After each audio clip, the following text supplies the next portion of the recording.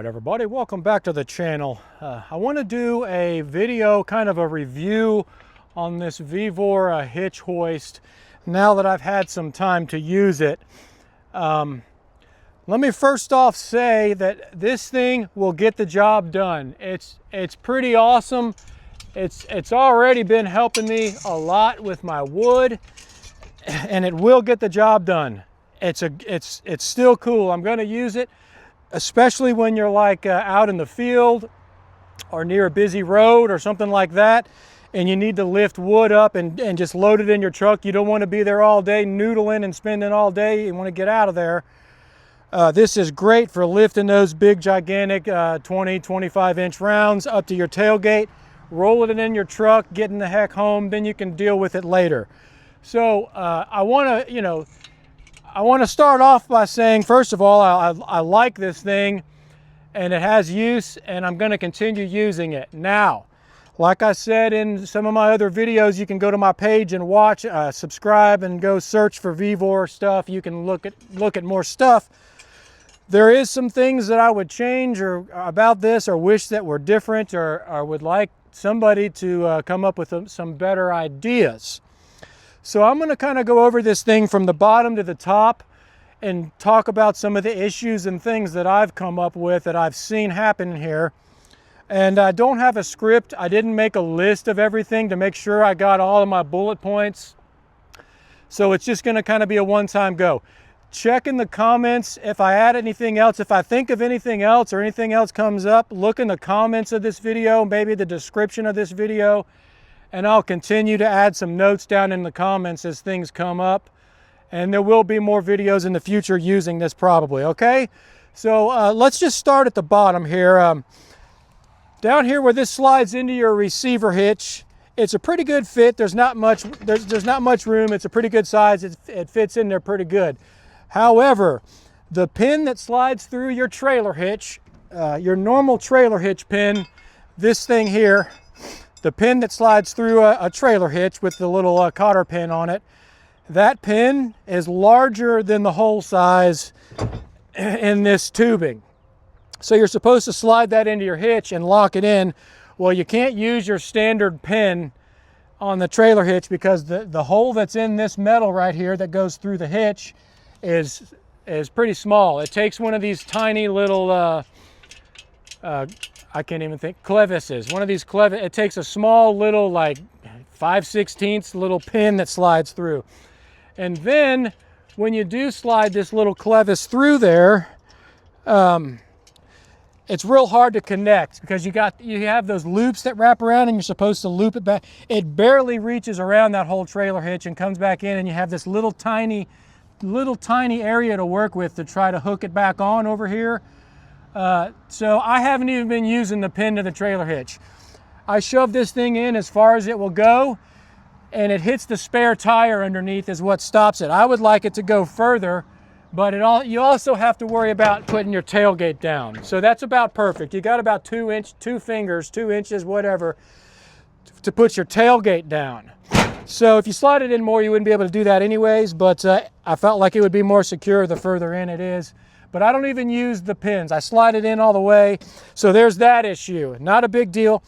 I talked about this foot.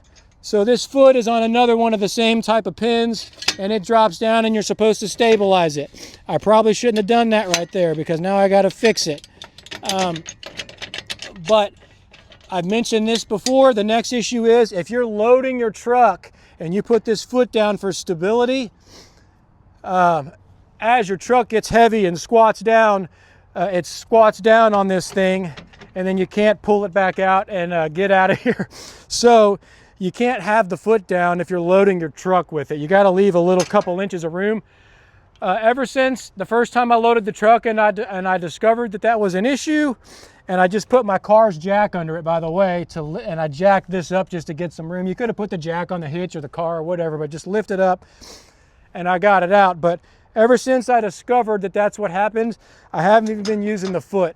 It'll still lift 200 pounds or so, whatever. I mean, it's been lifting everything I need with the foot, not even on the ground. Okay? So moving up to the next joint, and this is one of the biggest problems This pin right here, you have to pull this pin out of this joint here, and I guess I'll do it, and it allows you to swivel. And again, it's just hard to mess with. It's hard to get this little tiny pin off of here and do all of that. So you pull that out. Now you can swivel this around. So that allows it to turn with this pin. Okay, but you have to get used to this, because before you remove this thing out of your hitch and pull this thing out, you have got to put the pin back in. Because if you don't, it just, I'll show you. This needs to be shown. So give me a minute, this might take a second, but if you go and then pull up on this thing, it just comes right apart, okay? And this is a terrible design, I just have to say.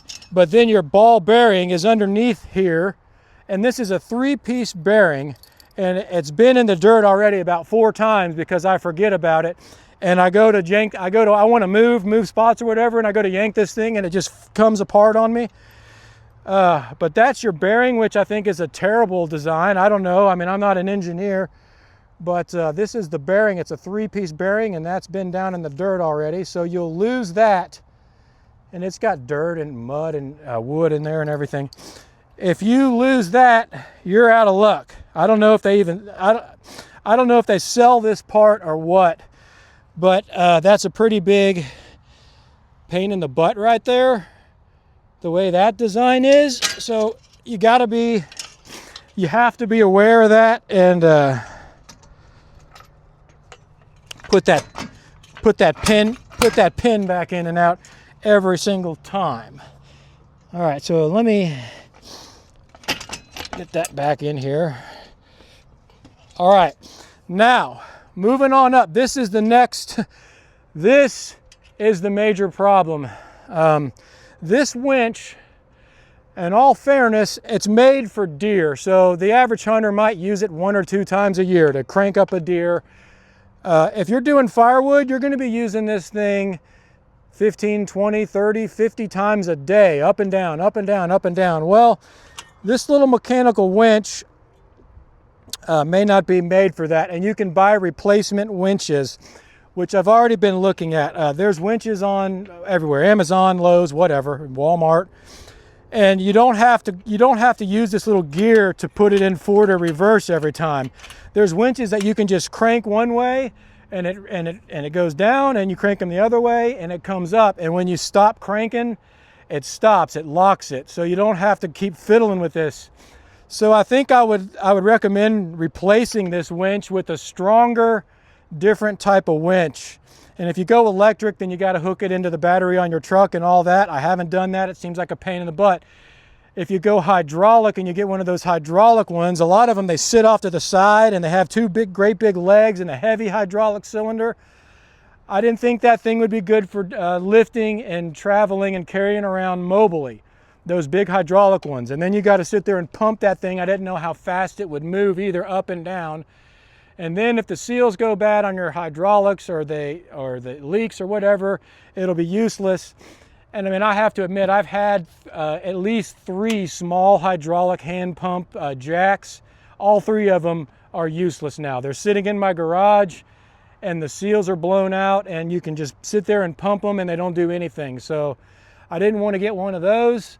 Manual is just the easy thing. It's cheap and all that. So the other thing about this gear is this little mechanism that changes it from forward to reverse. It's got a little bit of slop in it or something, and sometimes it gets stuck or it'll go like diagonal, and you can just spin this handle around and it's not even engaging the teeth or anything. And so because of that, somehow this mechanism that switches it from forward to reverse, it got stuck in the gears one day, I guess, and flipped around outside of the track of the gears. It like stripped it out, basically. The tip of this little gear guide is like smeared off and kind of, I guess, stripped is what you would say, but it got bound up in these teeth one day, and I didn't notice it, and I was cranking it, I guess.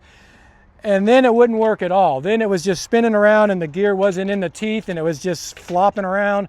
And then so I had to re-jam it in there and put it in reverse and crank this thing back.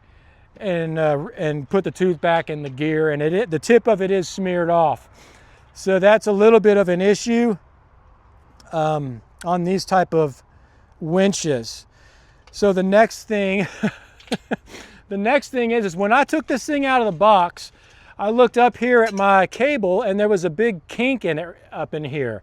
It was already, the fibers of this steel cable were just all splintered and everything. And then I looked down in here in the spool and it was all bird's nested and wound up funky and everything.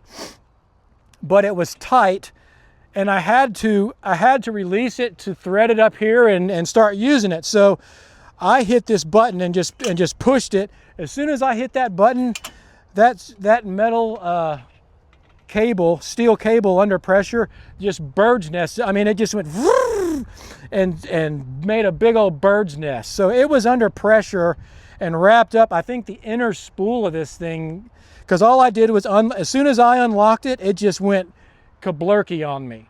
So I unrolled the whole cable and tried to roll it up real nice and neat, kind of like guiding it in there to keep it from, because if this cable doubles over and makes a loop and then you tighten it, excuse me, hopefully I'm not, if that makes a loop and then you tighten that down in there and lift something real heavy, it'll just pinch that cable and break your wire off. Well, that happened the first day I used this. Within 20 minutes, I lifted about 2 things on this, and this cable was already broken. It was done. First day, 20 minutes it took. So I called the company immediately, and I don't want to get all into everything, but we went back and forth on support, and they, instead of just saying okay, they wanted they wanted pictures of the box and shipping numbers and batch numbers and factory manufacturing numbers and all this. And then they came back and said, okay, we'll send you a new cable, no problem. Well, they sent me a new cable. Actually, they said they would send me a new hoist, which I was like, cool, I'll return this one and take the new hoist. Well, I'm glad I didn't return it, because they sent me a freaking cable and that's it. I mean, they sent me a cable and nothing else. So the cable is supposed to have this hook on the end, and you have to have a collar to crimp on this steel cable and crimp it on there. It didn't include any of that. So I can't even use the cable that they sent me. And I just said, okay, well, I said, it's not what you said it was, but thanks anyways, thanks for the effort. And they're like, the guy on support's like, okay, thank you for working with us. We're gonna close this case out as resolved now, thank you. So I'm just like, okay, whatever. They're not gonna do anything, but all of this probably needs to go anyways. You can buy a winch for about 18 bucks, maybe a really nice one for about $30. So just be aware of that if you buy this. The other thing with this cable is it's really rough, because it had that tear in it up here, and then also right here where this collar crimps it and secures it, where it wraps around and you crimp that on. I was sliding my hand down the wire, right? You cranking it and holding it here and using it. Well, I had rips in my hands, on both hands, just bleeding bloody across my hands from letting that wire slide up and down. So I had to take a Dremel tool and I just used a round file chainsaw sharpening bit, and I ground that off to make that smooth, and I haven't had any problems since then, so I'd recommend that. And then one of the final things is obviously these deer things. This is for stabilizing a little trapeze thing. You wind it up and you hang the deer on it, and then it goes in this slot and you can hang your deer up here. I'm gonna cut these off with the angle grinder, obviously. Get rid of that crap. It's hit me in the head once. It managed to scratch my head once, but I don't know how it did that. I must have been on a hill or something, but that's one of the final things, is I'm gonna cut that off, get rid of that. So that's a pretty good overview of what to expect. Like I said, don't get caught up in all this little stuff, because it works and it gets the job done. But I mean, you cut this off and you figure out you could put a different winch on here, and this thing could last a long time, do a lot of work, and be a lot more comfortable. So that's kind of the deal on this. I wanted to just kind of do an overview so people have a realistic expectation of what to expect if you buy one of these, because I put it out there and started using it, And the last thing I want to do is get people interested in this and then buy it, and then it comes apart and the cables break in and they're going, this is dumb. So it will work. Just be a little patient, and maybe think of something to do with this winch. If you do, put it in the comments. But I'm done rambling on about this. I think I covered most of the stuff I needed to cover. Thanks for watching. Like I said, subscribe and keep up. I'll try to put more notes if I think of anything else. Have a good day.